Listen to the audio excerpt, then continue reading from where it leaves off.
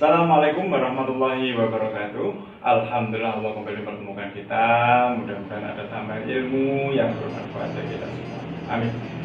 Mari seperti biasa kita awali pertemuan kita dengan membaca istighfar bersama. Mudah-mudahan dengan istighfar ini memberikan keberkahan bagi ilmu yang kita dapatkan. Bersama-sama mari.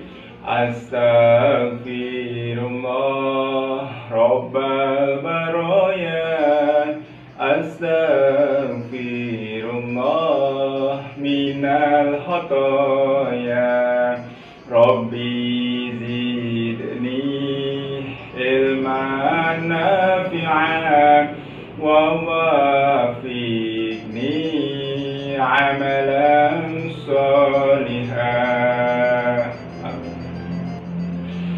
Ya, sehat semuanya anak sekalian. Alhamdulillah Allah memberikan kesehatan kepada kalian semuanya. Itu juga doa batini untuk kalian semuanya, sehat jasmani, sehat rohani, jaga iman, jaga imun. Ya, anak sekalian, kali ini kita akan membahas tentang iman kepada malaikat. Ya, setelah kita kemarin sudah membahas tentang iman kepada Allah, sekarang iman kepada malaikat. Ya, kita ulang kembali. Apa sih itu iman? Ya, iman, ya kita lihat di slide ini. Iman itu adalah pembenaran ya, dalam hati, ucapan dengan lisan, dan pembuktian dengan amal perbuatan. Ya. Nah, jadi ketiga-tiganya itu merupakan satu kesatuan yang tidak dapat dipisahkan. Kemudian 4 hal yang perlu diimani. Ya, ketuhanan. Apa sih itu ketuhanan? Ketuhanan adalah hal yang berkaitan dengan nama, sifat, kodrat, dan kekuasaan Allah. Kemudian yang kedua adalah kenabian atau kerasulan. Apa itu? Adalah hal yang berkaitan dengan para nabi atau rasul, dengan sifat-sifatnya, tugas-tugasnya, dan kesucian pribadinya. Kemudian rohaniyat. Apa itu? Rohaniyat adalah hal yang berkaitan dengan alam lain seperti malaikat, jin, dan roh. Kemudian sam'iyat adalah hal yang berkaitan dengan alam gaib seperti alam barzah, alam kubur, hari kiamat, dan alam akhirat. Gitu ya. Nah, sekarang kita masuk kepada pembahasan apa itu malaikat. Kata malaikat itu adalah jamak dari kata malakun. Ya, malakun itu satu, malaikat itu banyak. Nah, artinya sendiri apa? Arti daripada malakun atau malaikat adalah utusan.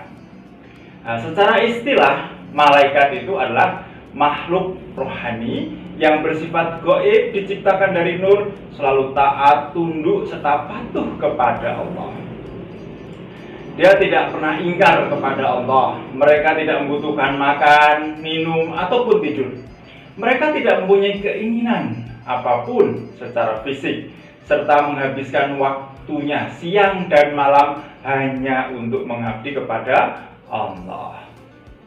Nah, sekarang agar lebih memperdalam tentang pengertian kita tentang malaikat, maka kita perlu membandingkan. Ya, kita bandingkan dengan manusia. Apa sih bedanya antara manusia dan malaikat? Kalau kita lihat dari asal kejadiannya, itu manusia diciptakan dari tanah. Sedangkan malaikat itu diciptakan dari nur atau cahaya. Malaikat diciptakan Allah jauh sebelum Allah menciptakan manusia. Ya. Kecuali kita tidak mengetahui kapan waktunya, kecuali hanya Allah sendiri yang tahu. Kemudian sifat-sifatnya. Malaikat itu semuanya taat, berbakti, dan bertakwa kepada Allah. Mereka tidak pernah mengingkari, tidak pernah berbuat dosa dan durhaka kepada Allah. Ketakwaan malaikat itu selalu dalam keadaan stabil, ya, tidak pernah naik ataupun turun. Hal itu disebabkan malaikat hanya dibekali dengan nafsu, sehingga mereka tidak akan terganggu dengan sesuatu yang ada di sekelilingnya. Malaikat tidak mempunyai jenis kelamin, sedangkan manusia terdiri dari dua jenis kelamin, yaitu laki-laki dan perempuan. Oleh karena itu, malaikat tidak memiliki nafsu syahwat atau birahi, serta tidak berkembang biak. Hal itu disebabkan malaikat tidak akan mati sebelum hari kiamat, sehingga jumlah mereka tetap tidak bertambah ataupun berkurang. Adapun manusia, ya, memiliki nafsu syahwat terhadap lawan jenisnya. Hal itu disebabkan apa? Manusia mengalami siklus kehidupan di mana manusia akan mati dalam jangka waktu tertentu. Oleh karena itu, manusia harus berkembang biak untuk melestarikan jenisnya sampai hari kiamat kelak. Kemudian malaikat itu berbadan halus atau gaib. Oleh karena itu, mereka tidak membutuhkan hal-hal yang sifatnya material seperti makan, minum, ataupun tidur. Dalam keadaan yang seperti itu, malaikat dapat mengubah bentuknya dari bentuk asli ke bentuk yang diinginkannya. Ya, contohnya pada waktu malaikat Jibril menyampaikan wahyu kepada Nabi Muhammad, ia datang dalam bentuk yang berbeda-beda. Kadangkala dalam bentuk aslinya, kadangkala berbentuk seorang laki-laki yang tampan dan gagah. Nah, kemudian kita lihat dari tugas dan kewajibannya. Malaikat itu diciptakan oleh Allah dengan tugas dan kewajiban masing-masing. Contohnya sebagai pemikul ars, sebagai penjaga dan memelihara sesuatu, penulis kalam Allah, penyampai wahyu, penurun hujan, penyambut nyawa, dan sebagainya. Semua tugas itu memiliki kaitan yang sangat erat dengan kehidupan manusia. Menurut Syahr bin Hushi, malaikat pemikul ars ada 8. Mereka selalu memohon ampun bagi orang-orang yang beriman. Mereka berdoa, ya Tuhan kami, rahmat dan ilmu Engkau meliputi segala sesuatu, yaitu segala dosa dan kesalahan mereka, serta semua amalan dan perbuatan mereka. Berilah ampunan kepada orang-orang yang mengikuti jalan Engkau. Selamatkanlah mereka dari neraka dan masukkanlah mereka ke dalam surga. Ya, itu adalah doa malaikat pemikul ars. Kemudian bagaimana karena malaikat itu begitu sucinya, begitu hebatnya, apakah umat Islam itu boleh menyembah malaikat? Nah, ternyata dalam agama Islam itu tidak boleh kita menyembah malaikat. Kita hanya boleh menyembah hanya kepada Allah saja. Kemudian kita lihat berapa sih jumlah malaikat yang sebenarnya. Ya, menurut Quraisy Shihab itu jumlahnya tidak dapat dihitung. Hanya Allah sendiri yang mengetahuinya. Hanya saja dalam beberapa riwayat memberikan gambaran terkait jumlah malaikat di suatu tempat tertentu.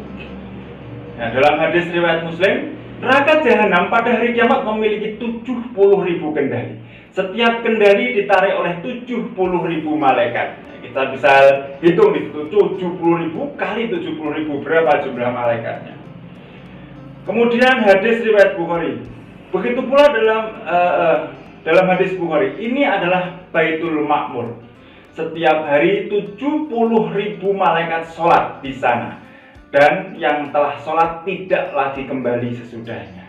Nah, jadi 70.000 setiap hari masuk. Berapa kali berapa tahun? Berarti jumlah malaikat itu sangat amat banyak. Bisa saja itu lebih banyak daripada manusia.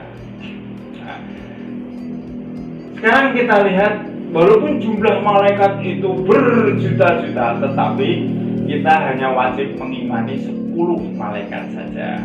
Ya, kita lihat dari malaikat pertama, yaitu malaikat Jibril. Ya, dia mempunyai nama lain yaitu Ruhul Amin atau Ruhul Kudus. Ya. Tugasnya adalah sebagai pengantar wahyu kepada para nabi dan rasul. Malaikat Jibril itu mengepalai semua malaikat yang lainnya. Dalam menjalankan tugasnya, malaikat Jibril kadang-kadang menampakkan dirinya dalam wujud aslinya di alam nyata. Nabi Muhammad selalu melihat bentuk malaikat Jibril yang berbeda-beda ketika menyampaikan wahyu. Ada kalanya malaikat Jibril menampakkan dirinya sebagai manusia yang bersayap. Suatu ketika Malaikat Jibril menampakkan dirinya sebagai seorang laki-laki yang berpakaian putih dan berambut hitam. Ia mengajarkan sendi pokok agama Islam, yaitu iman, Islam, dan ihsan. Kemudian malaikat Mikail. Malaikat Mikail adalah malaikat yang tugasnya mengurusi kesejahteraan makhluk hidup. Misalnya menurunkan dan mengalirkan hujan ke wilayah-wilayah yang diperintahkan Allah, serta mengantarkan angin dan awan. Malaikat Mikail juga memiliki tanggung jawab atas malaikat yang membawa hukum alam. Malaikat Mikail itu tidak pernah tersenyum setelah ia melihat bagaimana neraka diciptakan. Dan malaikat Mikail itu termasuk dari 4 malaikat utamanya Allah. Kemudian malaikat Israfil. Tugasnya adalah meniup sangkakala atau trompet yang menandai datangnya hari kiamat. Malaikat Israfil itu bertanggung jawab untuk menandai datangnya hari kiamat dengan meniup trompetnya. Israfil meniup trompet itu sebanyak 3 kali. Tiupan pertama yaitu mengejutkan seluruh makhluk. Tiupan kedua mematikan seluruh makhluk. Dan tiupan ketiga membangkitkan umat manusia untuk menghadap kepada Sang Pencipta. Kemudian malaikat Israel. Malaikat Israel itu mempunyai tugas mencabut nyawa manusia dan semua makhluk hidup lainnya. Ya, ia akan membawa orang-orang yang beriman ke surga, orang kafir ke neraka. Ya, malaikat Israel mencabut nyawa manusia, kemudian dia juga dibantu oleh bawahannya. Kemudian malaikat Munkar dan Nakir. Munkar dan Nakir ada 2 malaikat yang ditugaskan untuk menanyai manusia di alam kubur. Kemudian malaikat Rokib dan Atid. Ini adalah 2 malaikat yang tugasnya adalah menulis amal perbuatan manusia sehari-hari. Pekerjaan yang baik dicatat oleh malaikat Rokib yang ada di sebelah kanan manusia. Dan malaikat amal buruk dicatat oleh malaikat Atid yang berada di sebelah kiri manusia. Hal ini bisa dilihat dalam surat Qaf ayat 17-18. Ingatlah ya, ketika 2 malaikat mencatat perbuatannya, yang satu duduk di sebelah kanan dan yang lain duduk sebelah kiri. Tidak ada satu kata yang diucapkannya, melainkan ada di sisinya malaikat pengawas yang selalu mencatat. Ya. Kemudian malaikat Malik. Malaikat Malik juga dikenal dengan nama malaikat Zabaniyah. Ia bertugas menjaga neraka dan memimpin para malaikat menyiksa penghuni neraka. Malaikat penjaga neraka adalah malaikat yang kasar, yaitu yang tabiatnya kasar. Allah mencabut dari hati mereka rasa kasih sayang terhadap orang-orang kafir. Yang keras adalah penampilan tubuh mereka yang keras dan mengerikan. Wajah mereka hitam dengan taring-taring yang menakutkan. Mereka itulah para malaikat Zabaniyah. Kemudian malaikat Ridwan. Malaikat ini bertugas menjaga surga dan memimpin para malaikat pelayan surga. Di tempat ini orang yang beriman dijanjikan Allah untuk hidup dengan penuh damai dan kenikmatan. Saat di hari pembalasan nanti, Allah akan memerintahkan Ridwan untuk membantu dan menyambut orang beriman yang datang untuk memasukkannya ke dalam surga. Nah, selain 10 malaikat tadi, ternyata ada juga malaikat yang terkenal, ya, yaitu ada malaikat Muqarrabin, malaikat Hafadhah, malaikat Kholamatil Arsy, malaikat Harut dan Marut, dan malaikat Jundullah. Ya, itu. Nah, nilai keimanan kepada malaikat itu apa? Yang satu, kesadaran diri akan adanya malaikat. Yang kedua, lebih kuat dalam pengendalian diri dan pengawasan diri. Yang ketiga, nilai muraqabah, yaitu keyakinan bahwa ia terus diawasi secara ketat meski tidak ada orang di sekitarnya. Yang keempat, sangat selektif, hati-hati sebelum berucap, bersikap, dan bertindak. Yang kelima, memiliki pola pikir dan cara pandang yang senantiasa menyandarkan diri kepada Allah.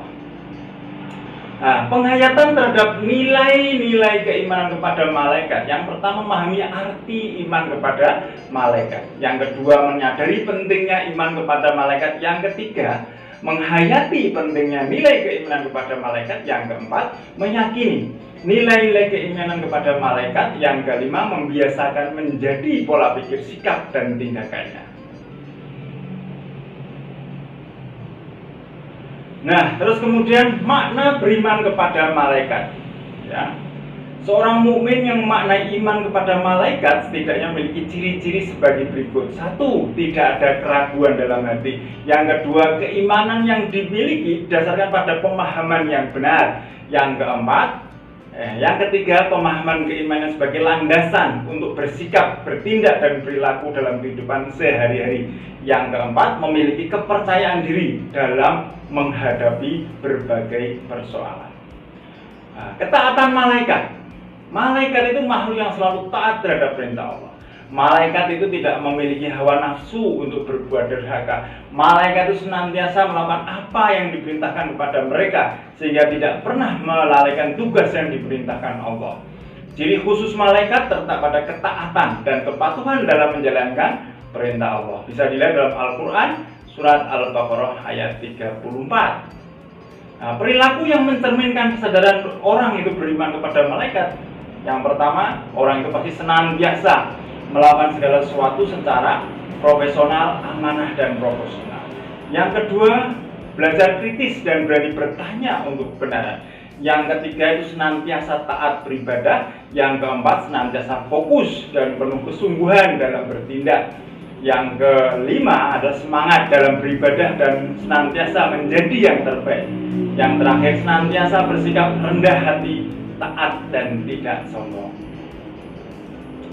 Nah, terus kemudian hubungan antara beriman kepada malaikat dengan perilaku teliti, disiplin, dan waspada itu apa? Yang pertama, setiap muslim yang beriman kepada malaikat secara benar, maka ia akan memiliki perilaku teliti, disiplin, dan waspada.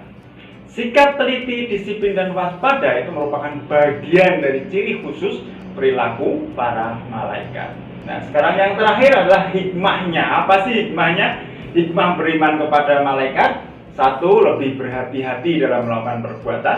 Yang kedua, memurnikan amalan umat Islam dari kesyirikan. Yang ketiga, berlomba mengerjakan amalan yang didoakan oleh malaikat. Seperti apa? Seperti membaca Al-Quran, berzikir, dan mengunjungi orang sakit. Lalu yang keempat adalah menjauhi amalan yang dilaknat oleh malaikat. Seperti apa? Meletakkan anjing dan patung dalam rumah, mencaci maki sama umat Islam, dan hidup dalam kekafiran. Kemudian yang terakhir, kalau orang itu beriman kepada malaikat, pasti orang itu akan jujur. Ya, itu saja untuk pelajaran kita kali ini. Ya, mudah-mudahan bermanfaat bagi kita semuanya. Mari kita akhiri dengan hamdalah bersama. Alhamdulillahirabbil alamin. Assalamualaikum warahmatullahi wabarakatuh.